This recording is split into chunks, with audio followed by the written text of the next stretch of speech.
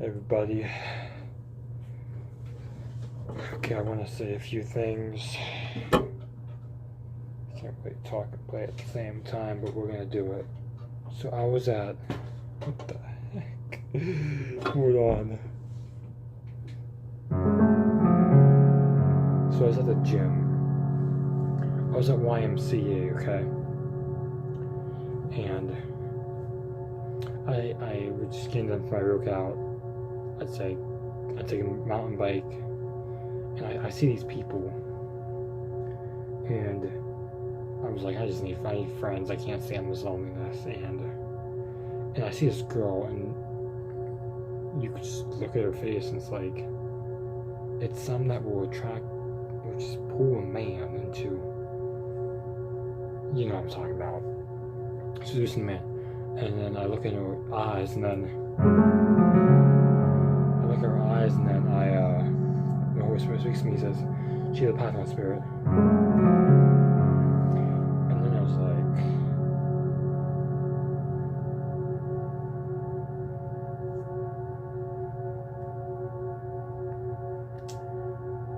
so I was like, I need friends, so I'm just gonna follow them. I was like, and the Holy Spirit says, okay, I want to show you something.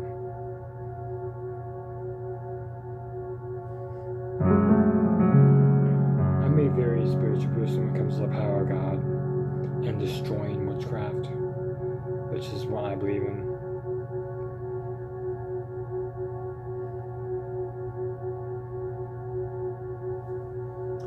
I've had encounters with witches and warlocks, demonic spirits in the spiritual and the heavenly realms.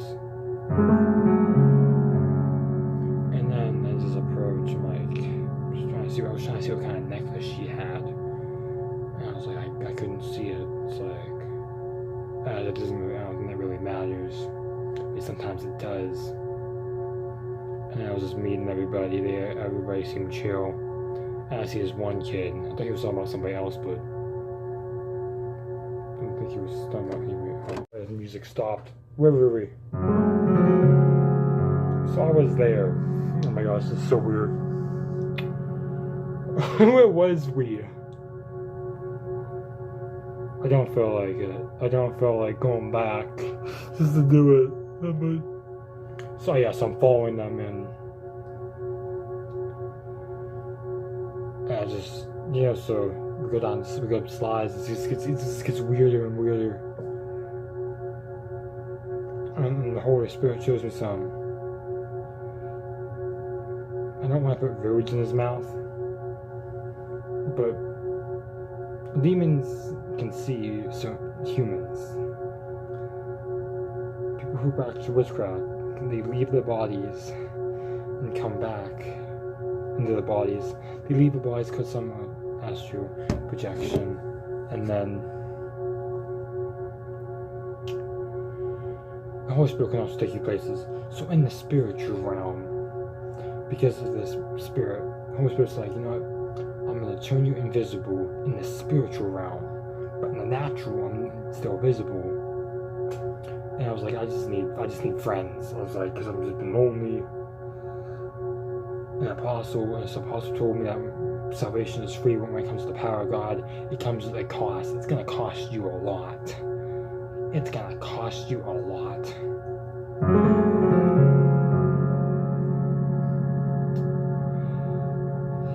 It will cost you so much. But in the end, it's going to be worth it.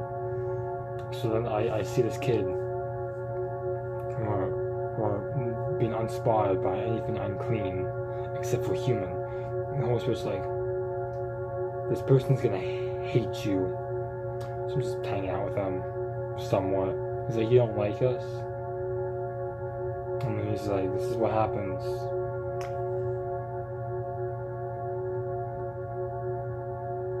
He's like, this is what happens when you follow the world. So then I'm in the steam room, and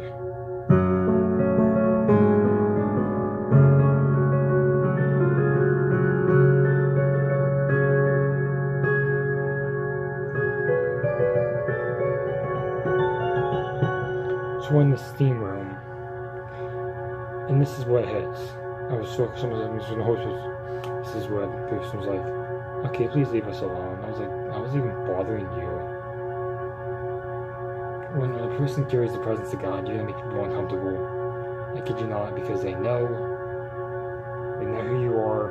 They can see the Holy Spirit inside you, and they just hate you. And he says, this is what happens when you follow the world. The world's gonna treat you like crap, but he can get you like. So I'm coming home on a bicycle. Yeah, I'm fixing this bike. I need some bike tools. It's weird. And then, of course, it made me visible again before I left. And this is where God gets glory.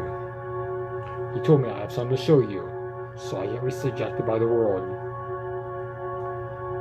I'm not big on the Catholic Church and their belief systems, but pastor told me once, it's that all that really matters is a relationship with Jesus, and all that really matters is the Holy Spirit. So that is true, but and then guess what? Then this happens.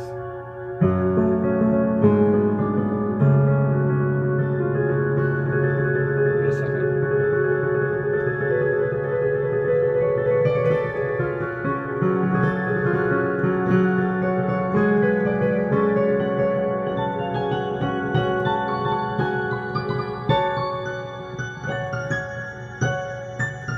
Oops.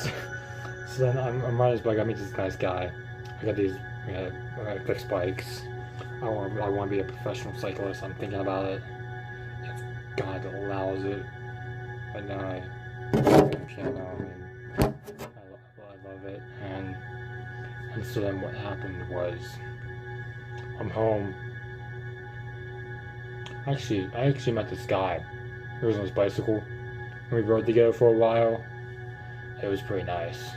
So I meet these kids. I meet these young adults like me. And I've been through so much. I've been through so much crap in my past. Okay, I'm gonna tell you this.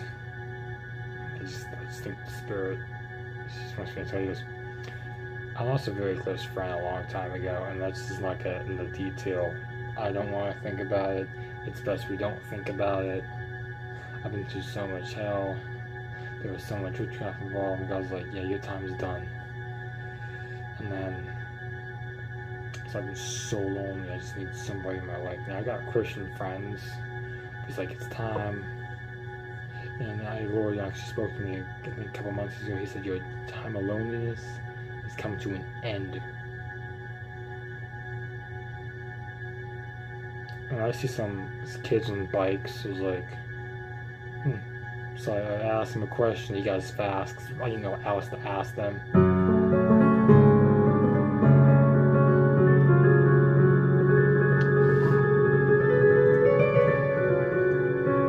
So I get rejected by the world again.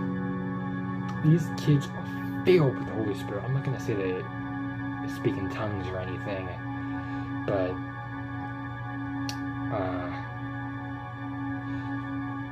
so I asked them, and actually, every single one of them likes me. It's just crazy. I think this is where God gets glory.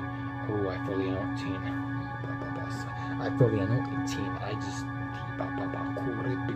I feel the anointing.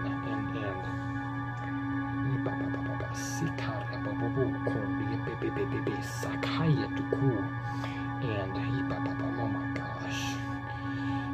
He says film this. He says post. I think God's trying to do something. And I was rejected. It's like God just gave me new friends, and I don't know how to thank Him. I don't know how to thank Him. I lost. That's funny. I lost one of my closest friends to the witchcraft, and God gives me better friends. It's kind of funny. It's kind of funny. I bet the Holy Spirit be laughing. I turn your sorrow into joy. So, everyone, so this.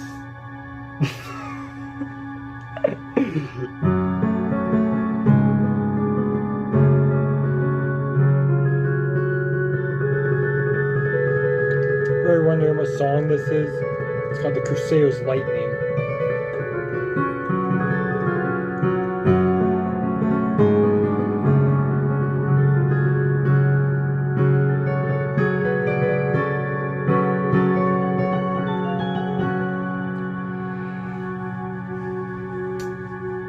So yeah, let God have all the glory. This is some this is something I want to testify. It's like God remove you for all these years of my loneliness. I'm gonna tell you. So I would get mad. God. I would get mad. God. I'm not drunk. This is the Holy Spirit. This is literally God in glory. I would get mad at God. I was like, God, you don't love me because you didn't give me this girl. It's like I got someone better for you. I was like, God, you don't love me. I took your sorrow and the joy. I don't even know how else to say.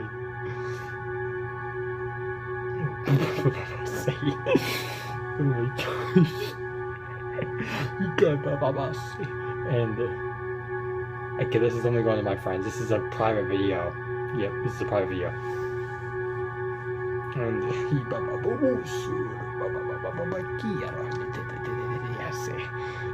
the amazing thing about this is like that's not me. I kid you not.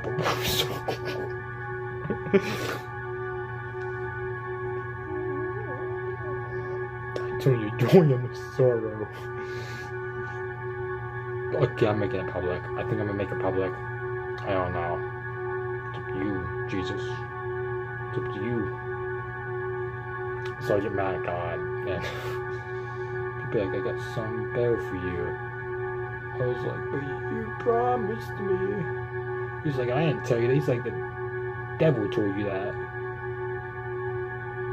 You know, sometimes we listen to that little devil's voice. Oh, I'm gonna do it. I'm gonna do it for you. Gotta be like, no, not gonna happen. Not gonna happen. I would just profit once, okay? I would just profit once. It's an apostolic church. I said the prophet. This is girl I like. And this is girl I like. She's in the witchcraft. You know, the prophet said, oh, the Lord's gonna save her, but ain't coming for dating. I was like, I'm never coming back. I go back to the church. I get baptized in the name of Jesus. It literally says baptized in the name of Jesus. And also another verse which says baptized in the name of the Father. Those are two different baptisms. Baptists, you got it wrong. Apostolics, you got it somewhat wrong. You both got it wrong, but you're on the right page because you got half of it right and you got half of it wrong. I'm being honest. And the Catholics, they don't even baptize right. But that's a different story for another time. I don't think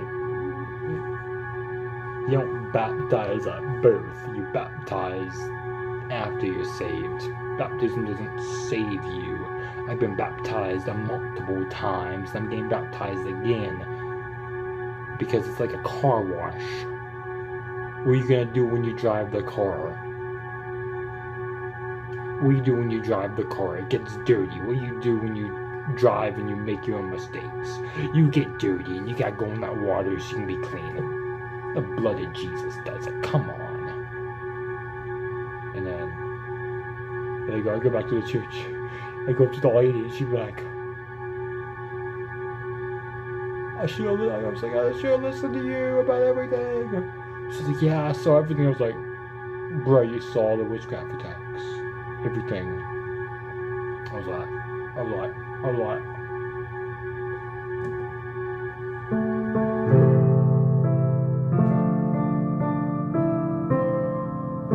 the song is called Holy Fire Burn Upon My Altar.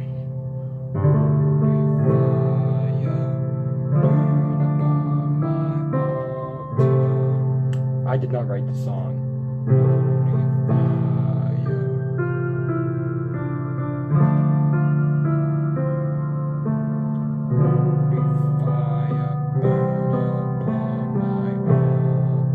And basically what happens, it just gets more wild.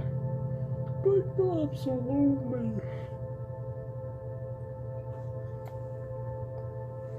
You know, Pastor Bill, one of these days we're gonna look back and we're just gonna laugh at me for being a stupid dummy.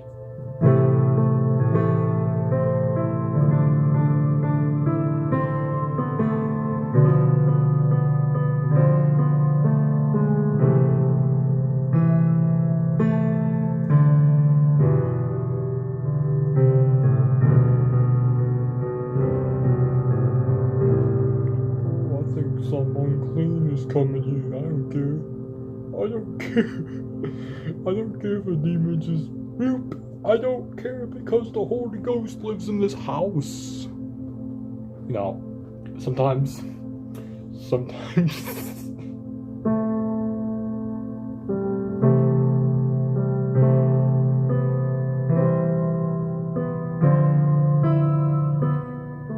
gonna go for strings on me.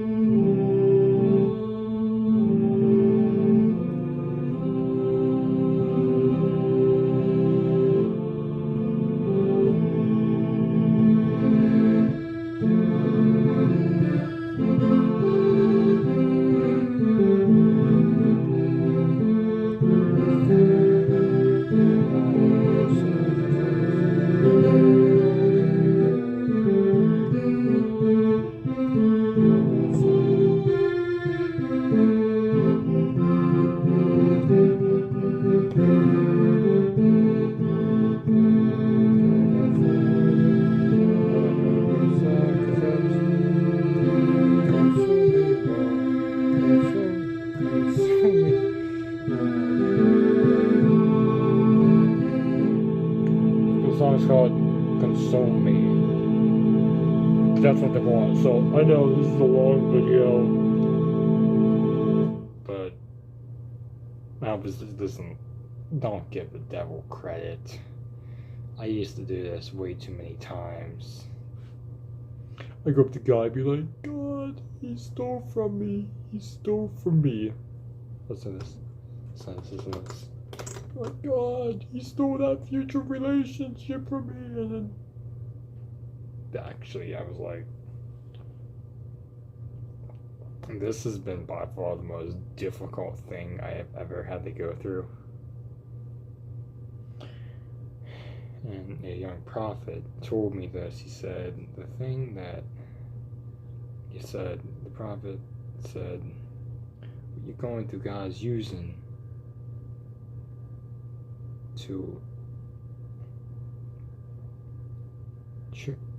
I forget what he said. Maybe it's the Holy Spirit blocking it from my mind. I don't know.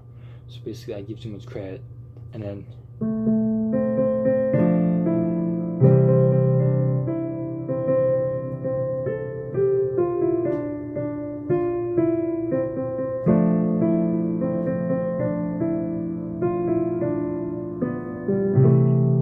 song, our God is greater, our God is stronger. Oh my gosh, I heard that in my spirit this morning. Don't give the devil credit. Come on. And then I call Pastor Brett. He was like, hey, a lot of Christians give credit to the devil. Stop it. Just stop. Sometimes we give too much credit to the enemy, and it's just not good. I mean, look at me,